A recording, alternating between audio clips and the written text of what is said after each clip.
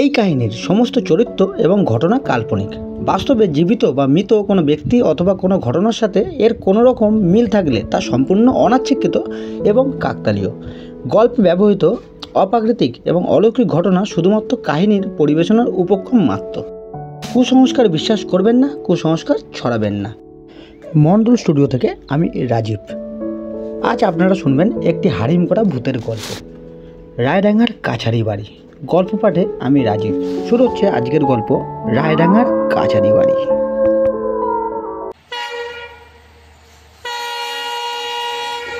ট্রেনটি এসে দাঁড়ালো স্টেশনে। ট্রেন থেকে নেমে এলো জনা 20-30 প্যাসেঞ্জার। সবাই ব্যস্ত যে যার মতো গন্তব্যে পৌঁছানোর জন্য। ট্রেন থেকে নেমে এলো একটি 12 বছরের ছোট্ট ছেলে, নাম রূপম। তার পিঠে একটি ঝোলা আর পরনে হাফ প্যান্ট আর একটি হাত কাটা গেঞ্জি। হু শব্দ করে ট্রেনটা চলে গেল। ট্রেন থেকে নেমে সে স্টেশনের নামটি পড়ে নিল। স্টেশনের নাম লেখা আছে কাটোয়াডিহি। রূপম স্টেশন থেকে বেরিয়ে বাঁদিকের রাস্তা ধরে হাঁটতে শুরু করলো, কারণ সে কোথায় যাবে তার কিছুই জানা নেই। মাথার উপর সূর্য তার প্রখর তাপ ছড়িয়ে দিচ্ছে। দুদিকে ঘন জঙ্গল, শোনা যাচ্ছে বিভিন্ন পাখির নানান মিষ্টি ডাক।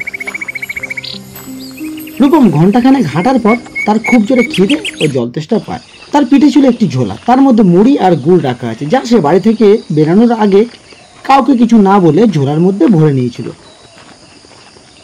আরও কিছুটা হাঁটার পর সে একটি নদী দেখে খুব খুশি হয়। তার ঝোলা থেকে মুড়ি আর গুড় খেয়ে সে আজলা ভর্তি নদীর জল পান করলো আর নদীর পাড়ে একটি গাছের নিচে বসে আরামে পা হাত পা ছড়িয়ে কিছুক্ষণ বসে পড়লো। কিছুক্ষণ জিরিয়ে আবার সে হাঁটতে শুরু করলো। অনেকটা পথ যেতে রূপম একটি বাড়ি দেখতে পায়। বাড়ি বলা ঠিক চলে না, বিশাল একটি অট্টালিকা, তবে সেটি পরিত্যক্ত। এই বাড়ির সামনেই সদর দরজায় দুইটি বিশাল লোহার গেট রয়েছে, তাও আবার হাট করে খোলা। বিশাল বাড়ির প্রবেশপথে লেখা আছে রায়ডাঙ্গার কাছারি বাড়ি, সন 1741। দীর্ঘ রাস্তা চলার ক্লান্তিতে রূপমের শরীর আর চলতে চাইছে না। লোহার গেট পার করেই সে ভিতর দিকে ঢুকে যায়।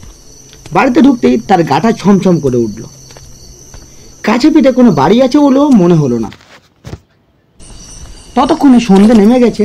দূরে একটু দুটি আলো দেখা যাচ্ছে, তাও কম করে হাঁটা পথে 10-15 মিনিট তো হাঁটতেই হবে। ওই পথ পেয়ালে হয়তো দু একটা গৃহস্থ বাড়ি পাওয়া গেলে যেতেও পারে। খিদে তৃষ্ণায় রূপমের বুকটা শুকিয়ে উঠছে। তার আর চলার ক্ষমতা বা শক্তি কোনোটাই নেই। তাই দূরে ওইসব ঘর বাড়ি পাওয়ার আশা পুরোপুরি ত্যাগ করলো সে কোনো রকমে মাটি থেকে একটি সিঁড়ি ধরে ওপর দিকে উঠতে থাকলো। ওপরে উঠে একটি ঘরের সামনে গিয়ে বসে পড়ল। বসার পরেই রূপমের কেবলই অনুশোচনা হচ্ছে। কেন যে সে বাড়িতে কাউকে কিছু না বলে বাড়ি থেকে পালিয়ে এসছে সে নিজেই বুঝে উঠতে পারছে না। না হয় সে একটি বিষয় ফেলই করেছে, তবুও তো পাশ করেছিল অন্য বিষয়ে। আসলে রূপম বাবাকে খুব ভয় পায়। এতটাই ভয় লাগতো যে সে পরীক্ষার ফলাফল হাতে পাওয়ার পরেই সে ভেবেছিল বাবাকে একবার কি জানাবে, কিন্তু তখন এই বাবার মারের কথা মনে পড়লো। সে ভাবলো বাবা যদি এই খবর পায় তাহলে বেতের বাড়ি মেরে তার পিঠের ছাল গুটিয়ে দেবে। আর মা তো বলবে, ছি দাদা দিদি কত ভালো নাম্বার পেয়ে পাশ করলো সব বিষয়ে, আর তুই একটা বাজে ছেলে, পড়াশোনা একদম করে না। আর দাদা দিদি তো বলবে বাদর ছেলে, মা ওকে আদর দিয়ে দিয়ে বাদর করেছে। দাদা দিদির সঙ্গে তার ভীষণ ঝগড়া লেগেই থাকতো। তার কেবলই মনে হতো দাদা দিদিকে বেশি ভালোবাসে, তাকে একদম ভালোবাসে না। এইসব কথা ভাবতে ভাবতে পরীক্ষার ফলাফল হাতে নিয়ে আর বাড়ি ফেরা হয়নি তার। তারপরে হাঁটতে হাঁটতে সে মাধবপুর স্টেশন, সেখান থেকে একটি ট্রেন ধরে নামা কাটোয়াডিহি।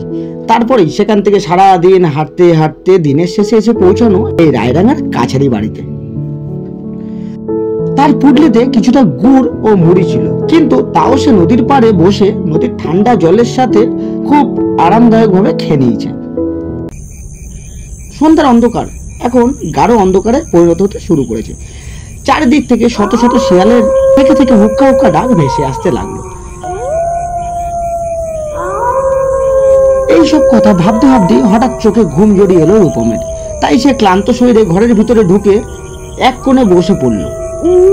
বসতেই সে অন্ধকারে বুঝতে পারলো সেখানে একটি লাঠি আর কিছু জামা কাপড় রয়েছে। মনে মনে সে ঈশ্বরকে কৃতজ্ঞতা প্রকাশ করলো।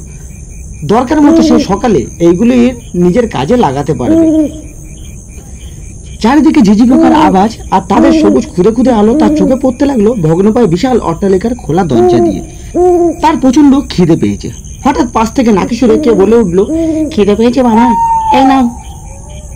তখনই আকাশে বিদ্যুতের চমক উঠলো। রূপম তার সামনে একটি লোমশ হাতে একটি রুটি নিয়ে তার সামনের দিকে এগাতে দেখলো। তৎক্ষণাৎ সে হাত থেকে রুটিটা তুলে নিয়ে গোগ্রাসে খেতে লাগলো। করাত করে মেঘের আওয়াজের সাথে সাথে আরেকটি হাত বাড়ির ভিতর থেকে বেরিয়ে এলো আর একটি মহিলা কণ্ঠস্বর তার সাথে বলে উঠলো, অন্ধকারে দেখতে পাচ্ছিস না তো, এই নে জলের বাটিটা। এই বলে এক বিশাল লম্বা হাত তার দিকে চলে এলো। রূপমের কোনো দিকে খেয়াল নেই, সে ঢক ঢক করে জল খেয়ে নিল। তারপরেই একটু শুতেই তার হঠাৎ মনে পড়লো, কাছে থেকে তো কেউ নেই, অথচ খাবার জল রুটি এইসব কারা দিয়ে গেল। ক্যাচ ক্যাচ করে একটা দরজা খোলার শব্দ হলো আর দরাম করে দরজাটা আবার বন্ধ হয়ে গেল।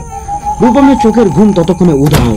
সে নিজের দুইটি হাত দিয়ে নিজেকে আষ্টে পিষ্টে জড়িয়ে নিয়ে দুটি পায়ের হাঁটুর ফাঁকে মুখ গুজে বসে রইল। ভয়ে আতঙ্কে রূপমের চোখ দুটি জোনাকির সবুজ আলোর দিকে চেয়ে রইল। এরই মধ্যে এক বীভৎস শব্দ, বাঁচাও বাঁচাও। তারপরেই সব চুপ। সে ভয়ে আতঙ্কে আটকে উঠতে লাগলো। এবার রূপমের দু চোখ ভরে জল নেমে এলো। কেবলই তার মায়ের কথা মনে পড়তে লাগলো। সন্ধ্যার সময় সে যখন দুধ খই খেয়ে পড়তে বসতো, তখন তার মা তার মাথায় হাত বুলিয়ে দিতেন আর বলতেন, খুব মন দিয়ে পড়াশোনা কর বাবু, পড়াশোনা করলে তবেই না বড় হবি, ভালো জায়গায় কাজ করবি, তবেই না দেশের জাতির সবার সেবা করবি। যত সময় যেতে লাগলো তার ভয় যেন তত বাড়তে লাগলো। সে শুধু অপেক্ষা করতে লাগলো ভোর হওয়ার জন্য। এরই মধ্যে কয়েকটি নাম না জানা পাখি ঝাপটাঝাপটি করতে করতে তার পায়ের ওপর এসে পড়ল। রূপম ভয়ে কেঁদে উঠল। এক সময় কাঁদতে কাঁদতে চারিদিক নিস্তব্ধ দেখে তার কান্না থামলো। কান্না থামার সাথে সাথে রূপম শুনতে পেল নাকি সুরে কান্না কেঁদে চলেছে একটি নারী কণ্ঠ। একের পর এক ঘটনায় ভয়ের পাথর চাপতে শুরু করেছে রূপমের বুকের ওপর। তবু তার মনে হতে লাগলো পাশের ঘরে হয়তো কোনো একটি মহিলা আছে, তার মতো সেও খিদে তৃষ্ণায় কাতর, অথবা তার শিশুর হয়তো খুব অসুখ, তাই সে কাঁদছে।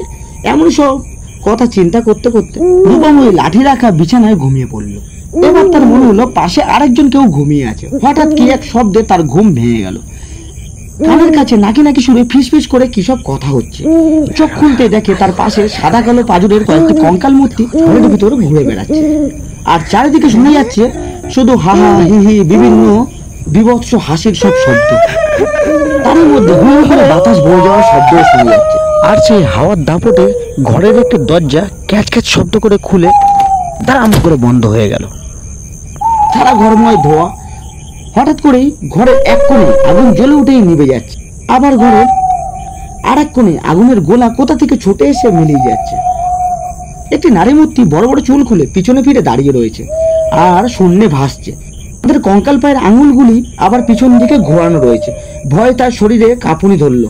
রূপম ক্লান্তিতে চিত হয়ে জ্ঞান হারালো। কতক্ষণ ঘুমিয়েছিল সে জানে না।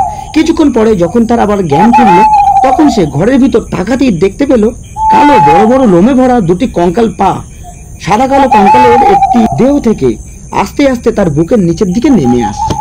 করিবর গা প্রায় 12 ফিট হবে। উঁচু ছাদ থেকে নেমে আসা কঙ্কালের পা দুটি তার বুকের আর মাত্র 7 ফিট ওপরে, তারপরেই 4 ফিট, তারপরেই 3 ফিট, আর মাত্র 2 ফিট ওপরে রয়েছে। এবার তার মৃত্যু নিশ্চিত। এরই মধ্যে তার একটি হাত পাশে শুয়ে থাকা মানুষটির গায়ে পড়তেই সে বরফের মতো ঠান্ডা অনুভব করলো। বুঝলো এতক্ষণ সে কোনো মৃতদেহের পাশে ঘুমিয়ে আছে। তার কানের কাছে এবার হা হি বিভিন্ন শব্দে ভূতের হাসির ঝড় বইতে শুরু করলো। বিভৎস হাসির আওয়াজ আটকাতে রূপম তার 2 হাত দিয়ে 2 কান চেপে ধরে মনে মনে স্থির করলো তাকে যেমন করে হোক এখান থেকে পালাতেই হবে। বিভৎস আতঙ্কগ্রস্ত রূপম এবার খোলা দরজা লক্ষ্য করে শরীরে যতটুকু ক্ষমতা অবশিষ্ট আছে তা দিয়ে প্রাণপণের চেষ্টা করে ঘর দিয়ে বেরিয়ে গেল। রাস্তায় পৌঁছে সে প্রাণপণে ছুটতে শুরু করলো। সে আর পিছন ফিরে তাকালো না। তার এখন একটাই লক্ষ্য, যা হোক করে এখান থেকে তাকে পালাতেই হবে। অন্ধকার রাত্রি, চারিদিক নিস্তব্ধ। শিয়ালের হুক্কা হুক্কা ডাক ভেসে আসছে আর পিছন থেকে ভেসে আসছে হা হা হি হি শব্দে বিভিন্ন অশরীরীদের চিৎকার। তারা যেন পিছন থেকে ছুটে ছুটে আসছে আর পিছন থেকে শুয়ে বলে যাচ্ছে, খিদে পেয়েছে, রুটি খাবি না? খা, রুটি খাবি না? আয়। মিনিট 15 রাস্তা বোধ হয় সে 5 মিনিটে অতিক্রম করে ফেললো। সামনে একটি আলো অনেক দূরে দেখা যাচ্ছে, তাকে লক্ষ্য করেই সে ছুটে চলেছে। একটু দরজার সামনে এসে একেবারে আজরে পড়ল। সকালবেলা রূপম যখন জ্ঞান ফিরল, তখন সে জ্ঞান ফিরে চোখ মেলে দেখে তার চারিদিকে প্রচুর মানুষের ভিড়। তারা সকলেই রূপমের দিকে তাকিয়ে আছে। কি হয়েছে জিজ্ঞাসা করায় রূপম আগের দিনের সমস্ত অভিজ্ঞতার কথা তাদেরকে খুলে বলল। চারপাশে দাঁড়িয়ে থাকা মানুষেরা রূপমের সমস্ত কথা শুনে হায় হায় করে উঠল। ওই ভিড়ের মধ্যে থেকে একজন মায়ের বয়সী মহিলা তাকে বুকের মাঝে জড়িয়ে ধরে বলল, বাচ্চা আমার বড্ড বেঁচে গেছে, রায়ডাঙ্গার কাছারে বাড়ি ওটা, ও তো এখন ভূতের রাজ্য হয়েছে। কত মানুষ ভিখারি হয়ে গেছে ইংরেজদের অত্যাচারে, আর ওই ভিখারিদের মধ্যেই প্রতিদিন 2-3 জন করে মরে পড়ে থাকে ওই ঘরের সামনে। তুই যে বাবা বড় বাচ্চা বেঁচে গেছিস, তুই যে বাবা বেঁচে আছিস এই যথেষ্ট। রূপম এই মায়ের কোলে এক নবজন্ম পেল। আমি দেখেছি এই রূপম মামাকে। তিনি ছোটবেলায় আমাদের বলতেন, যাই হোক না কেন তোমরা কখনোই মা বাবাকে না জানিয়ে কখনো কোথায় যাবে না। রূপম মামা তারপর বাকি জীবনটা আমাদের মা বাড়িতেই কাটিয়েছিলেন। এখন মামাবাবু বড় লেখক, তিনি দেশ বিদেশে ঘুরে বেড়ান গল্পের সন্ধানে। তবে এখনো আছে সেই রায়ডাঙ্গার কাছারি বাড়ি। আজও সেখানে দুপুর এবং রাত্রিবেলায় নানান শব্দ শোনা যায় নাকি সুরে মেয়ে মানুষের কান্না আর অসহায় মানুষদের খিদের চিৎকার।